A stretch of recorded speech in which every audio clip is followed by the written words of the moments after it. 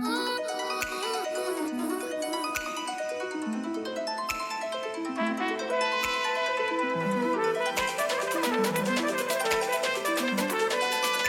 Clinic presents the Always On EM podcast, hosted by Alex Finch and Venk Bellamconda. Hello and welcome to Always On EM. My name is Venk Bellamconda. And I'm Alex Finch. We're excited to have you join us today. Today we have one of our special guests today. This is Dr. Ronna Campbell. She's an extraordinary colleague and friend for the entirety of my emergency medicine career. In fact, she's been teaching me since I was a resident in psychiatry many years ago. She has her medical degree from the University of Pittsburgh and also a PhD with a focus in immunology. Over those years, her focus has evolved, and she truly is a world leader in the area of emergency care of anaphylaxis.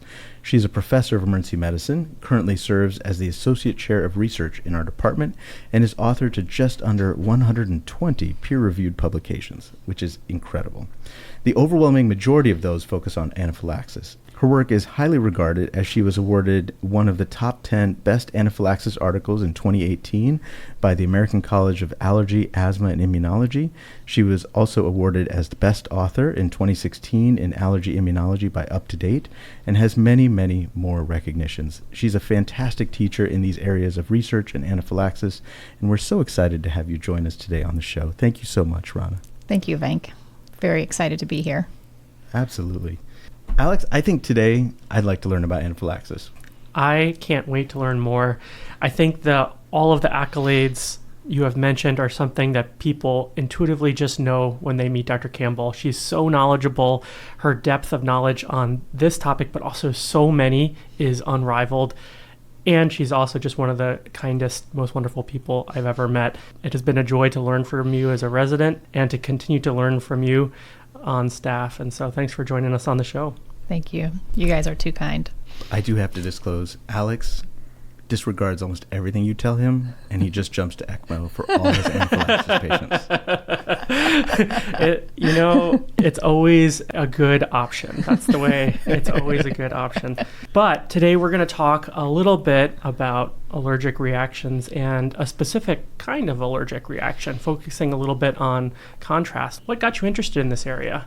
Specifically on contrast reactions?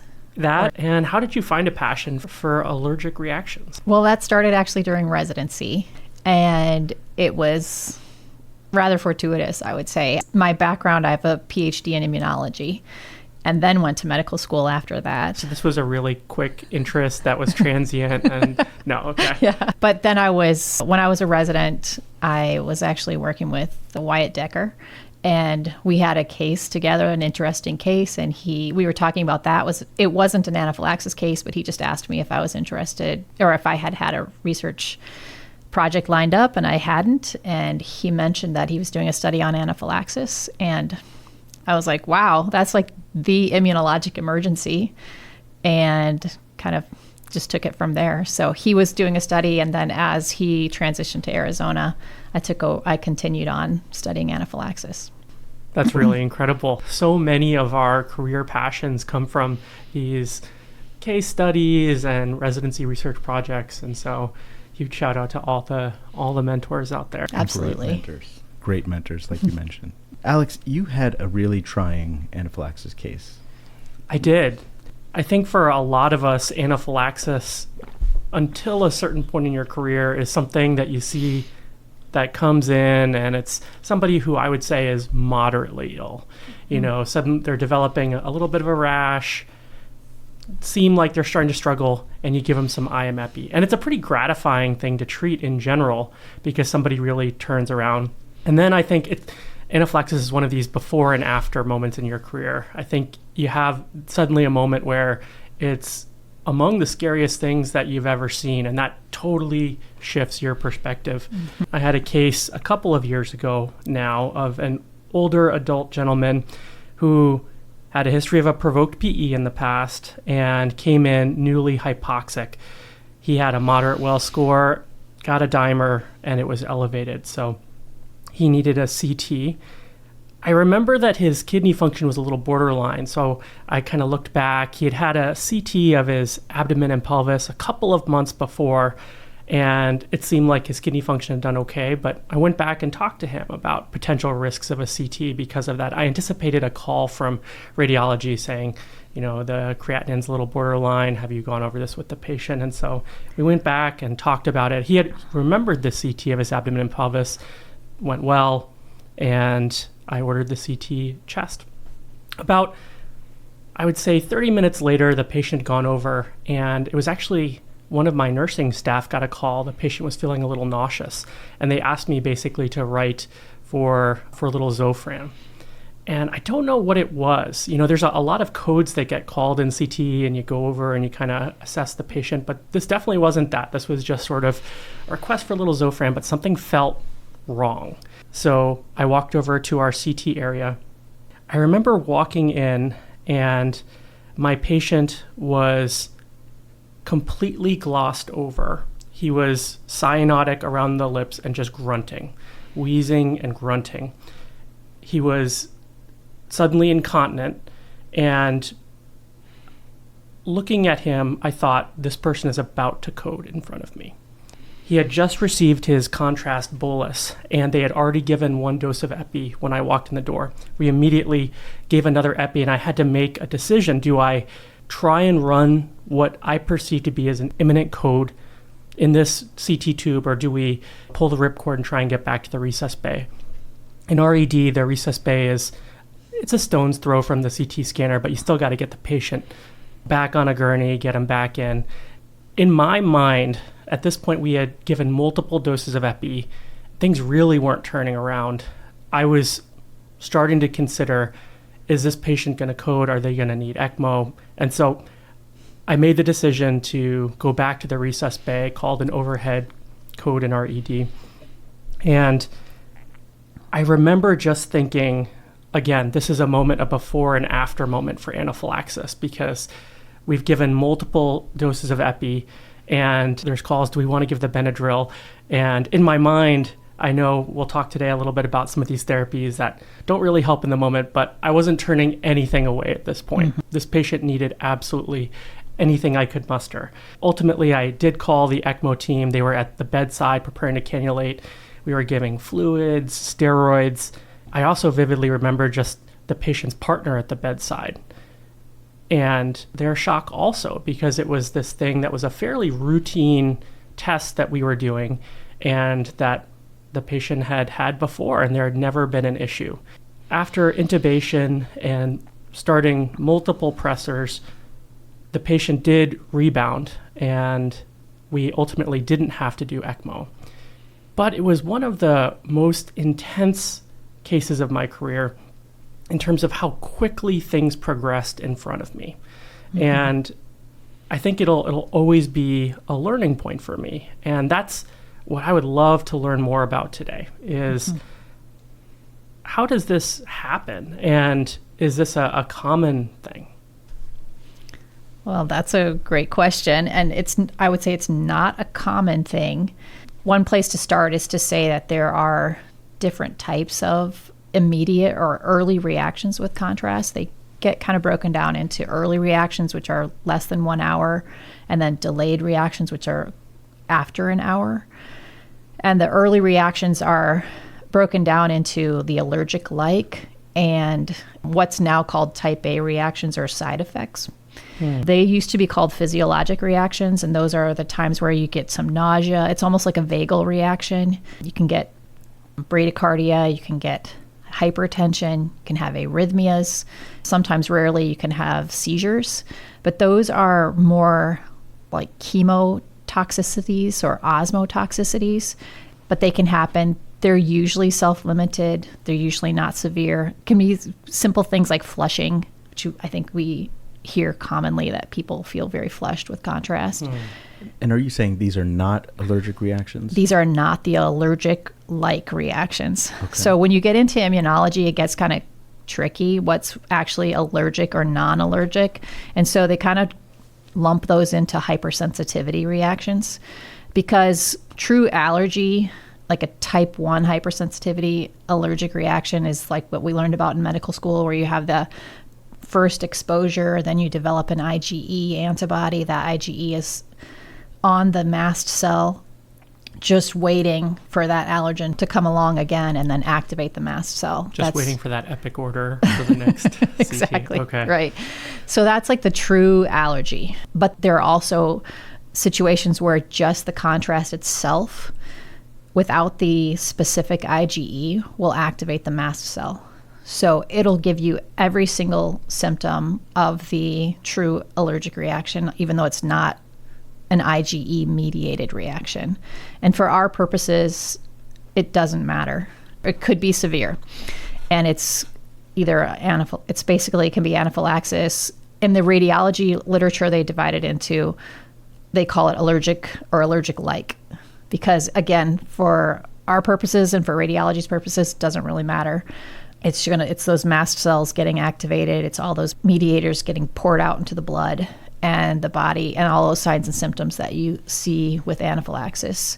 So the rash, the flushing, the hypotension, tachycardia, the wheezing, all of those things that are effects from those mediators. Those are the two types of the immediate or early reactions.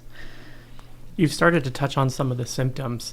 When I'm standing there in that moment and I'm trying to rapidly narrow my differential, are there diagnostic criteria to say this is definitely an allergic or allergic-like, and I'm still going to do the same thing? Mm-hmm.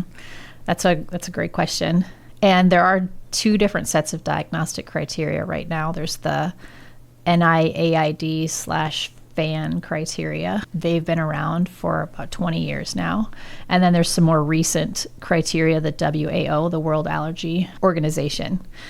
They came out with some criteria a couple years ago, and they're very similar to I'll just call them the FAN criteria, except there's 2 for the WAO and there's 3 for the FAN criteria. I expect there to be sort of a consolidated set of criteria coming out in the next couple of years. But I think the bottom line is they're very similar. And would it be helpful to go over those? Absolutely. Okay. So we'll start with the FAN criteria. There's 3 criteria. When we go through these 3 criteria, the first criteria requires acute onset of symptoms. The second criteria requires a suspected trigger. And the third criteria requires like a known trigger or very highly likely trigger. So with each one, the trigger becomes basically more specific and the symptoms can become less specific. So the first criteria, there is acute onset of symptoms along with some kind of skin or mucosal symptoms. So whether that's a rash or angioedema, those 2 things are required. And then also either respiratory or cardiovascular involvement. And then the second criteria is not just acute onset, but now a likely trigger as well, along with one of the 4 organ systems, meaning of the 4 being skin or mucocutaneous, respiratory, cardiovascular, or GI. So GI wasn't included in the first one, because you can imagine somebody coming in with a rash and vomiting, a child. Kids getting epi all the time. Right. Okay. That's kind of the progression of the symptoms. And then the third one is like a known trigger, something you know that they're allergic to peanuts, they've are exposed to peanuts, and now all that's really required is hypotension or signs of hypotension. So those are the 3 FAN criteria. So the WAO criteria are very similar to the FAN criteria. The first criteria requires acute onset of symptoms, meaning minutes to several hours, with involvement of the skin or mucosal tissues, and then one of the other 3 organ systems, airway, breathing, or cardiovascular, or GI. And then the second symptom is acute onset of hypotension, bronchospasm, or laryngeal involvement after exposure to a known or highly probable allergen for that patient. So even in the absence of any skin or mucosal symptoms. One caveat there is that for the bronchospasm, it doesn't include inhaled allergens. So there's still room for that could still be like an allergic asthma picture. If someone inhaled something they were allergic to, or they were near a cat or something and started to wheeze, that wouldn't be considered anaphylaxis.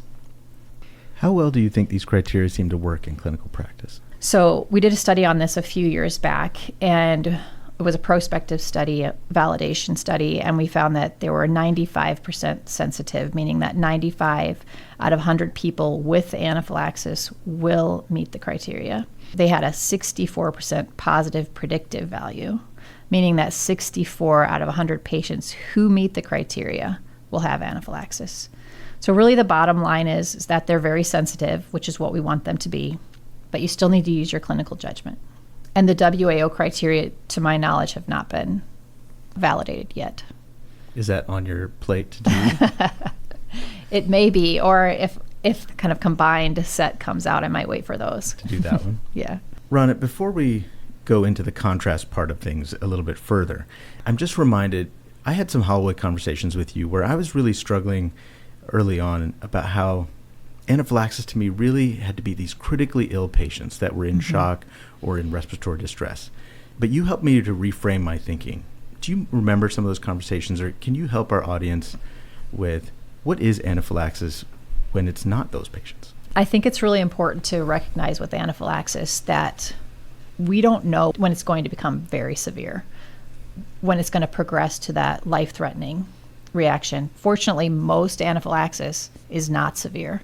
And most anaphylaxis occurs in the community. Most of the time, people get better. And a lot of times we don't even see them in the emergency department. And that's great. But we don't have good data to say when is somebody going to become severe. And so it's always, when we consider, and I think in medicine, we always consider risks versus benefits. And we know that IM epi is very safe. And so when patients maybe aren't severely ill, but they do have criteria for anaphylaxis or showing signs of multi-system involvement, it makes sense to treat with epinephrine. And I think that's what the criteria have really helped us with over the last 20 years, is to recognize that anaphylaxis is not just a type of shock. I think we used to think of it as a type of shock. Now we see it as a systemic allergic reaction. And it's important to recognize that you don't need to have shock to have anaphylaxis. You don't need to have a rash or skin symptoms to have anaphylaxis. And you don't have to have severe symptoms to have anaphylaxis. And so in all of those situations, it still makes sense to treat with the IM epinephrine and prevent it from becoming severe or life-threatening. That's super helpful. Another piece that confuses me at times is, do I need to wait for tryptase for the diagnosis of atopic disease before treating? Okay. Yeah. So tryptase can be helpful, but more so in the follow-up phase. At least here, we don't get the tryptase results for maybe 6 hours or maybe even the next day. And I think that's the case in most places. I'm not aware of any point of care testing for tryptase. And so it can be helpful in the follow-up phase. The problem with tryptase is it is specific, but it's not very sensitive. So you can have anaphylaxis and the tryptase can stay normal. There have been some studies looking at basically a delta tryptase, similar to how we look at delta troponins, and showing that a small change in the tryptase can also be indicative of anaphylaxis or a systemic reaction. In our clinical practice, it doesn't really help us because it's not going to come back in time. So just to review, there's two sets of anaphylaxis diagnostic criteria, potentially one, the amalgam that's on the horizon that we're hoping will help further clarify this. Tryptase is not something we need to be waiting for. Our patient doesn't have to be critically ill in front of us to make the diagnosis of anaphylaxis. We don't have to wait for ECMO as a consideration to make the diagnosis. Definitely. In fact, we shouldn't be. We should be identifying these patients earlier if possible, and hopefully initiating treatments earlier. Yes. And one more thing on tryptase. It starts to rise within the first hour. It can be elevated for up to 6 hours or even longer. So if somebody comes in, they have had a reaction, or you treated it, you weren't sure, it can still be very, like I said, very helpful for follow-up, because when they see an allergist and they're hearing the story, and as we all know, it's not always clear, it can still be a helpful test to order for the outpatient follow-up. That's interesting. So in Alex's case, where we believe the trigger happens in our department, in that case, we're not thinking about tryptase, of course, but if they're not critically ill, should we delay getting a tryptase for an hour? Oh, I wouldn't say necessarily you have to delay for an hour. Probably by the time you've considered it and you've ordered the labs, it's probably time, because it rises pretty quickly in that first hour. Okay, perfect. Now, going directly into contrast-induced or contrast-related anaphylaxis, I'm assuming most people listening already intrinsically care. But if somebody doesn't automatically care, what would you tell them? Why should they care about contrast-related anaphylaxis? I think because even though it's a very rare event, it can be fatal. And as we know, CT scans are on the rise. There was a study that showed in 2019 there were 70 million contrast-enhanced CTs done in the U.S. So if you look at 70 million contrast CTs, and even if fatalities are basically estimated to be 2 to 9 in a million, that's still a significant number of people that could potentially have a fatal reaction. So I think it's very serious, something that's iatrogenic and something we need to be prepared to recognize and treat. So when we're talking about a contrast allergy, what part of the contrast is the problem? I'm iodine, and then when I was a med student, I learned a little bit about a shellfish issue. And I remember when I was a med student, I would always try and write down for my patient who had an acute PE, how do they feel about shellfish? And in retrospect, that feels like I was wasting a lot of time. What's going on with all this? That's a really good question, and it brings up, I would say, an important myth in medicine. The first myth being that you can be allergic to iodine, because it's impossible to be allergic to iodine. As we all know, salt is iodinized, and we all need iodine in our bodies for our thyroid to function. So it's a myth, like I said. It's been propagated for many years, and it stems from a study that was done now almost 50 years ago. So this is a study that was published in 1975, and it was a survey study of over 5,000 patients who had contrast reactions. And what they found is that 15% of these patients were also allergic to shellfish.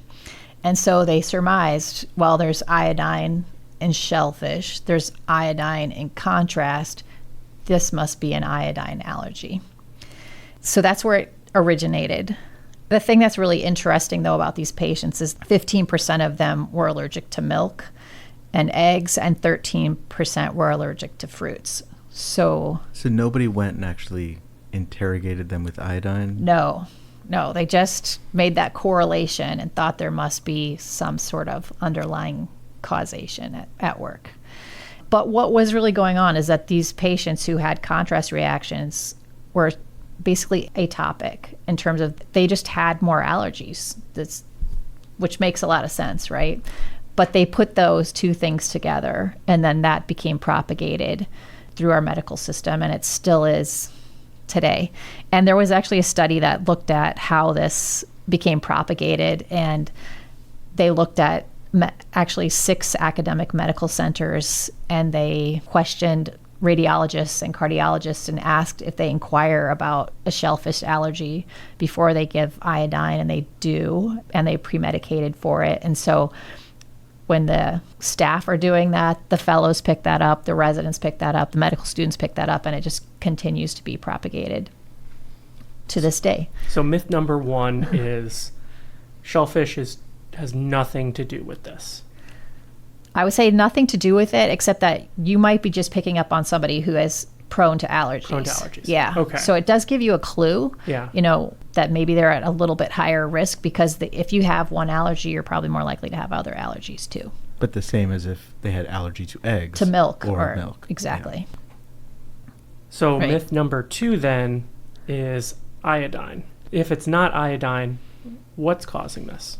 So when you're saying like a contrast allergy, so Yes. What's tricky is sometimes when you look in the medical record, it says an iodine allergy.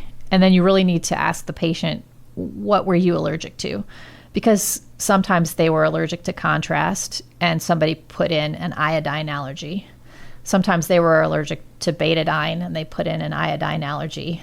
Or sometimes they were allergic to seafood and they put in an iodine allergy. So you really don't know when you see an iodine allergy in the chart. There's no way to know what that means. So you have to talk to the patient about it and see what's really going on.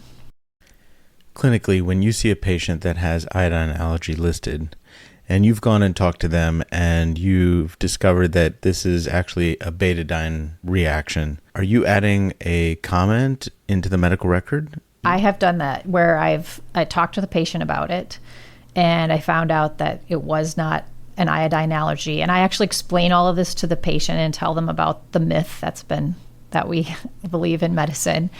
And I, as always, talk about risks versus benefits. Like, I don't think you're going to have, because of course that patient could still have a contrast allergy and I just didn't know it. And just have a really frank conversation. I don't think you're allergic to contrast. There's no reason for me to think that. Are you comfortable with me doing this study? And then if I give them do the study and they weren't allergic, I go in there and I modify it to fit whatever the reality is, or completely remove it if it makes sense to completely remove it. So I will say the allergies tab in Epic is at times very entertaining because it's like an anonymous message board and there's a lot of people anonymously sharing strong opinions. So the first thing will say like iodine allergy, and then somebody in all caps will write, not the case, received CT. And so there's like a whole trail of anonymous comments. And then I agree, at times, I'm not sure it's really moving me forward. There's just a lot of things to fear there. But I think this does get to some important issues. So if you see a betadine allergy, let's say they put betadine on the patient and it was more than just some local irritation. Is that patient at higher risk for a contrast allergy if I send them over to CT, or is this all nothing? Again, just that with the caveat that somebody who is prone to allergies might be at a slightly higher risk for any other allergy. Same with anything they're going to be exposed to. But beyond that, no. So what the allergy there with betadine is most likely an allergy to the polymer that the iodine is diluted in or dissolved in. It's called povidone. And you can be truly allergic to that. Like you can definitely have an IgE mediated allergy to that. So when patients have a betadine allergy, they have a betadine allergy, but it's just not to the iodine part of the solution. Okay. So when I think of contrast, I think of iodinated contrast. That's a lot of times how it shows up. Iodine, I'm learning, is the benign part. It's really everything else.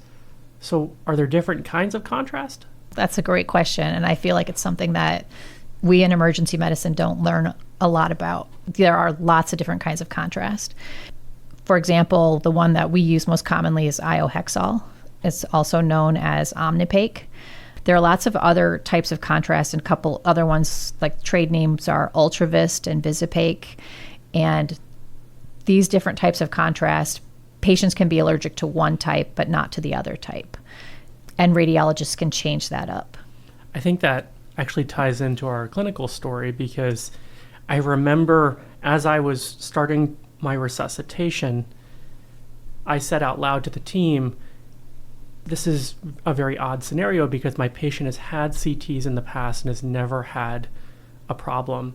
And on the one hand, that would be somewhat characteristic of an allergic reaction, that you would have one as an exposure, and then it's really the second one.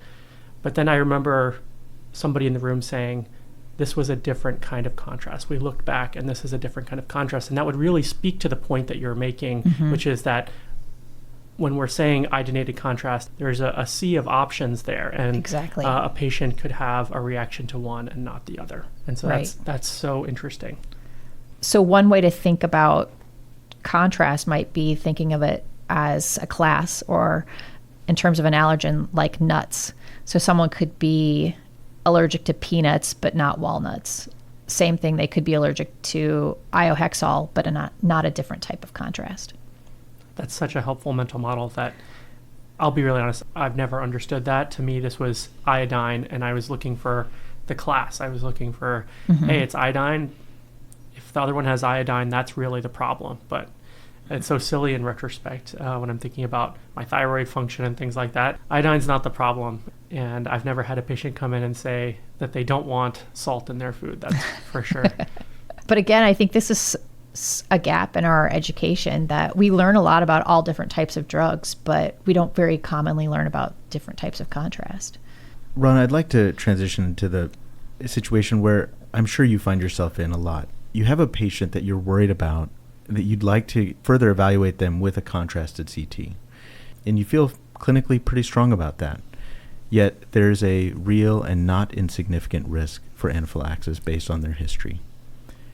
Take us through how you're approaching that patient, what you're going to talk to them about in terms of the risk of moving forward with that diagnostic image, and any medications or other interventions you're going to do ahead of time to try and make it as safe as possible. That's a really good question, and very dependent on what the prior reaction was is a very key consideration. So if it looks like it was full-blown anaphylaxis, and I'm pretty convinced of that, I'm going to be very reluctant, of course, to give contrast again. But again, we have to look at the risks and benefits is what it always comes back to. And having that discussion with the patient, something along the lines of abdominal pain, but I have low suspicion for something severe, or maybe I think that a non-contrast CT will get me the information that I really need. Taking into consideration the severity of the reaction that they previously had and the severity of what they're presenting with, or what the life threat is that I'm dealing with. So those two things, of course, come into play. If I really feel that I do need to give contrast, I'm going to try to do a different type of contrast than what they had in the past, if at all possible. And that's going to require a conversation with the radiologist. Before proceeding with that, of course, I'm going to have that risk-benefit shared decision-making discussion with the family with the patient or the family, to try to be sure that we're all understanding those risks. But then I'm going to talk with the radiologist to try to, if possible, figure out what kind of contrast they had in the past to prevent that. There's actually a really good study that was done where they looked at patients who had prior contrast reactions, and this was kind of a variety of reactions. But when they looked for the rate of recurrent reactions, just for all comers, it was actually only around 25%. So most of those patients didn't have a recurrent reaction. And then when they compared that to when they did do pre-medication, that rate dropped down to 17%. And when they switched the contrast type, it dropped down to 5%. So basically 95% did not have a recurrent reaction when the contrast type was switched. So that's going to be important. When they added pre-medication to a contrast change, that dropped down to 2.7%. But that wasn't a statistically significant difference. But I think the real take-home message is if you can change the contrast type, that's where you're going to get your biggest bang for your buck. Would I give pre-medication in that situation? I probably would if I had really serious concern, knowing that I'm probably medicating myself more than I am the patient, to be honest, in terms of what it's really going to do. But I think at that point, if I'm truly concerned, I'm going to try to do everything I can to mitigate a reaction if it does occur, or prevent one if possible. Pre-medication is something we talk about a lot. You mentioned weighing risks and benefits. Are there downsides to pre-medication? One of the big downsides of pre-medication, if you want to do the full pre-medication regimen, is the delay in diagnosis. So the standard or long protocol is the steroids 12 hours and 2 hours before, and then the antihistamine an hour before. And I'm sure different institutions have different protocols for that. But you could be delaying a potentially serious diagnosis. I think that's really key. Prolonged length of stay, either in the emergency department or the hospital. Of course, increased costs, increased risk of hyperglycemia, and then a theoretical increased risk of infection with steroids. So there are downsides to be considered. Let's take the other scenario. You have a patient who gets the contrast. You were unexpecting, and they come back with a reaction, not in a code like the case that we've discovered with Alex, but they are meeting criteria for anaphylaxis. Take us through your approach for medications you're giving. I'm assuming it centers around epinephrine, but how are you approaching that if they do meet criteria for anaphylaxis, I'm going to start with the epinephrine, with the IM epinephrine. So even if they have an IV, you're giving intramuscular epinephrine. Exactly, because it's much safer. So we've actually studied this here, and other people have studied in other emergency department settings too. And whenever you're giving IV epinephrine, you have an increased risk of arrhythmias, ischemia, cardiac ischemia.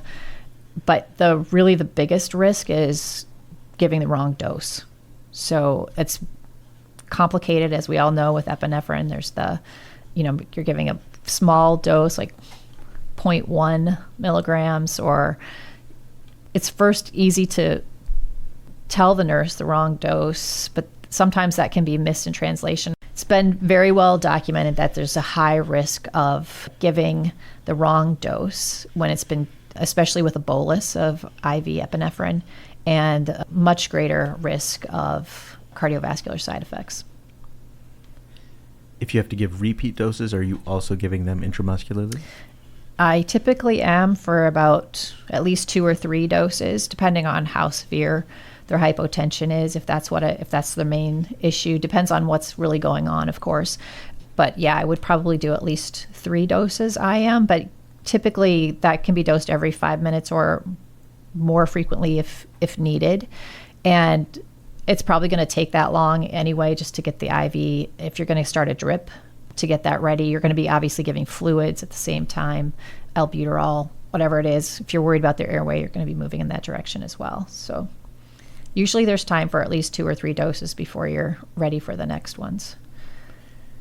In Alex's case, he mentioned that people were talking about steroids and antihistamines.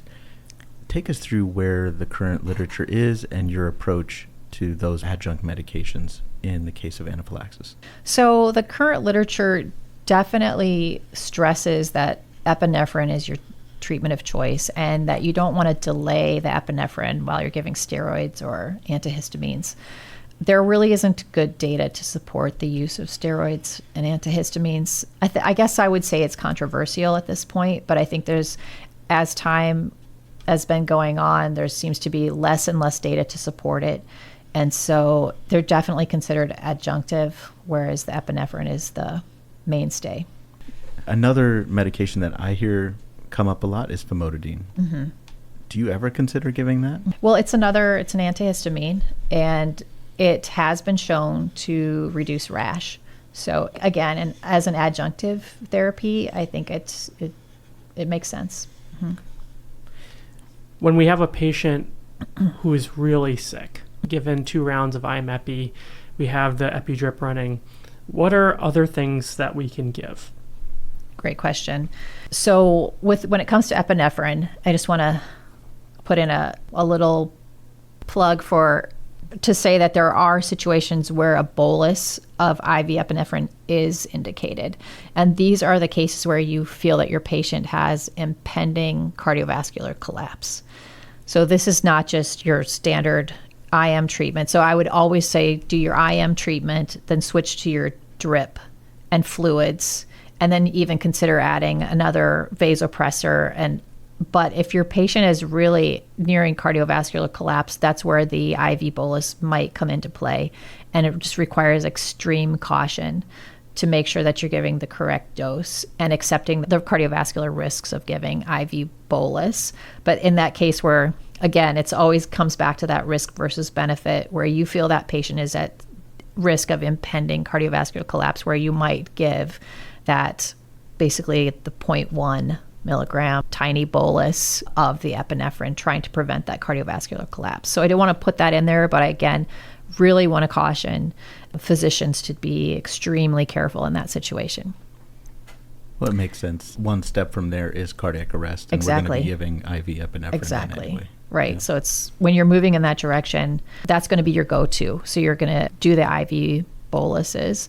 But you can, if they're responding to the drip but not quite as well as you want, then you can add other vasopressors.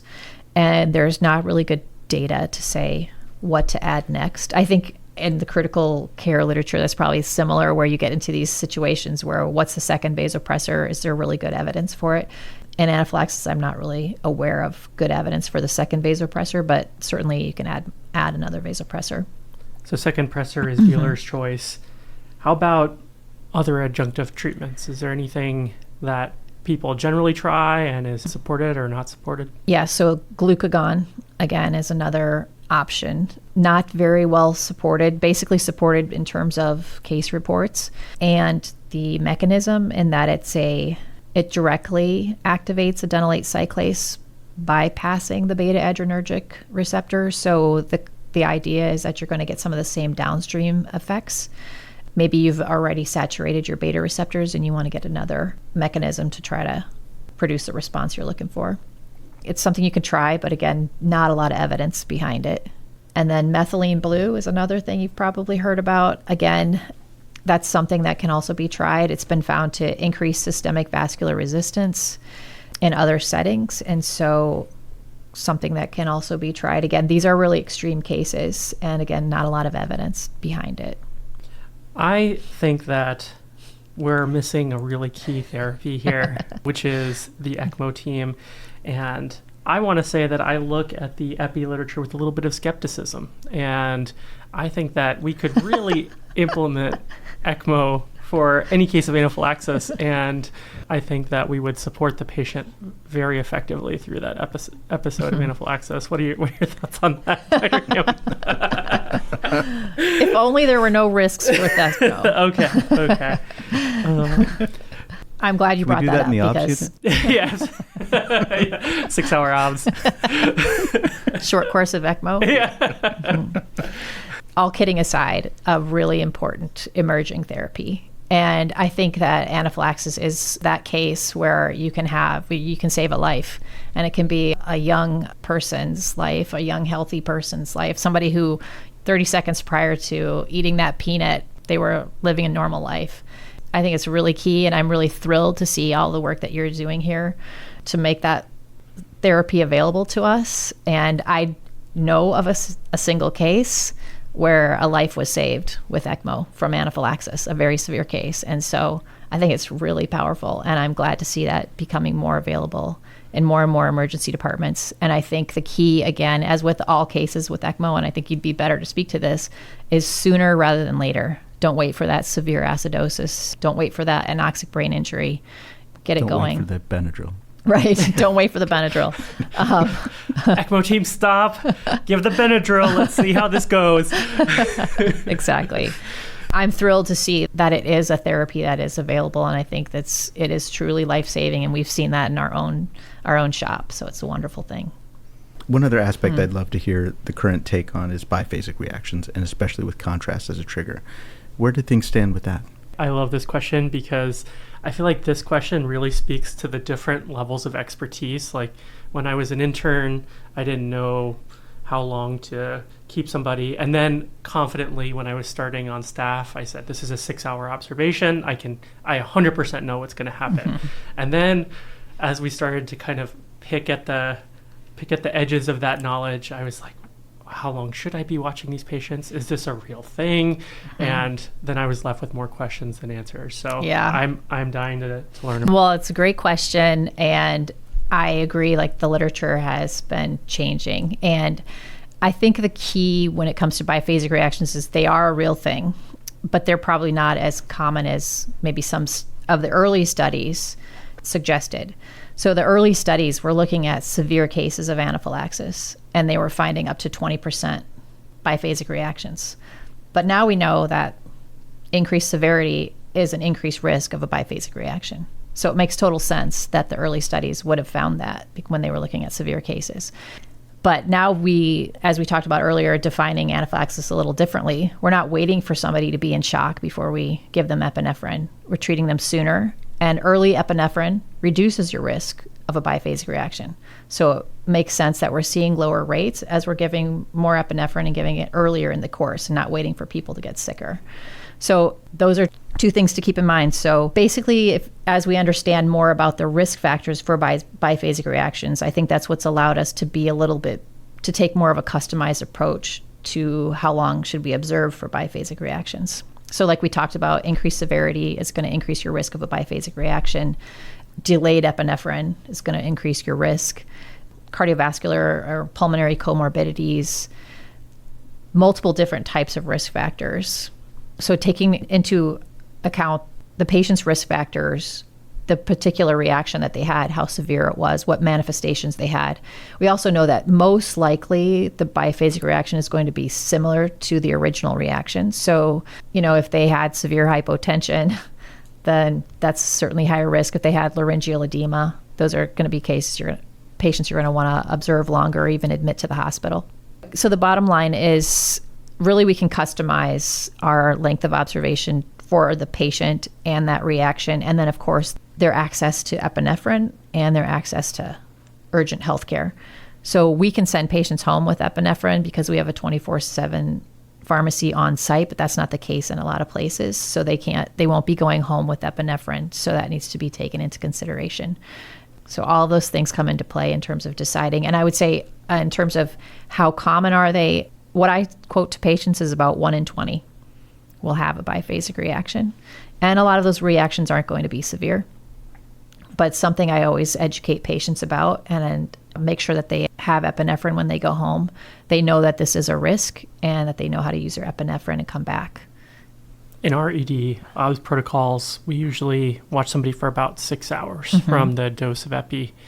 Is that after the 6 hours, are they good to go, or do they still have to be vigilant? I think they should still be vigilant.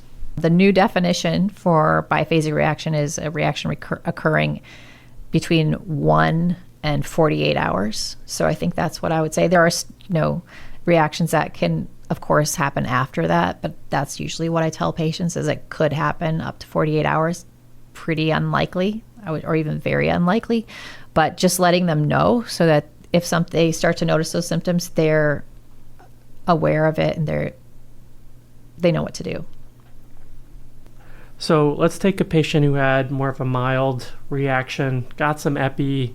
We've watched them for a couple of hours with a customized plan. What are the best practices for a safe discharge plan? It's a great question. The first one, of course, is making sure that they have access to epinephrine and that they know how to use that. So they've been given a prescription, they can get that filled. Someone has demonstrated how to use the auto injector. And by the way, there are things on the horizon where may not be auto injector. So other means of taking epinephrine, whether intranasal, sublingual, different things are out there. Interesting. And part of this teaching is that giving the epi in the thigh is better than giving it in the thumb. Is that right? That is yes, absolutely. One thing. Well, one way to remember it is blue to the sky, orange to the thigh.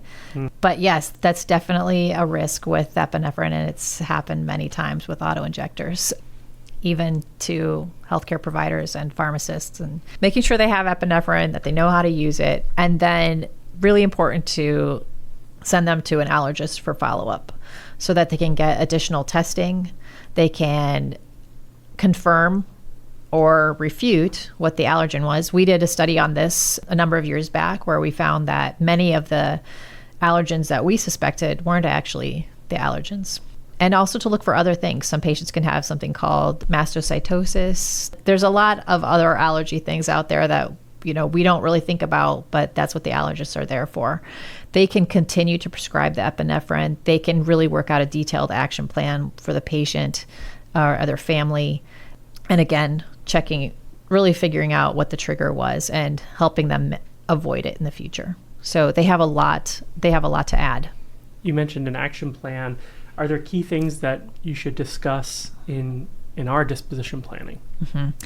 So, I wish we had a better action plan that was available to us. There are some out there. Some of them are pretty vague, but I think really just letting the patient know if their symptoms are coming back. Anything beyond, I would say, like skin or mucocutaneous symptoms, that it makes sense to give epinephrine and probably be reevaluated. We used to say for patients with epinephrine, if they ever took their epinephrine, that they needed to come into the emergency department. That recommendation is being dialed back a little bit. That came about through COVID when we were trying to reduce visits, but I think it does make a lot of sense. And that's something that really the allergists can get into them. I think from our standpoint, we can tell them, use your epinephrine. If they were here in the emergency department with the reaction severe enough to come to the emergency department, it probably makes sense for them to come back. But I think that recommendation is getting dialed back a little. Ronna, this has been incredible. Is there any final words that you would leave our audience about anaphylaxis, specifically from contrast? I think the main things are to understand that there are different types of contrast. Also that you can't be allergic to iodine. And that just because you're allergic to shellfish doesn't mean that you're going to be allergic to iodine. And I think educating the patients about that and educating each other about that, it's really important. I certainly am. Thank you. This was incredible. Thank you. Fantastic. Thank you so much. I really appreciate it. The Always On EM podcast, hosted by Alex Finch and Venk Bellamconda.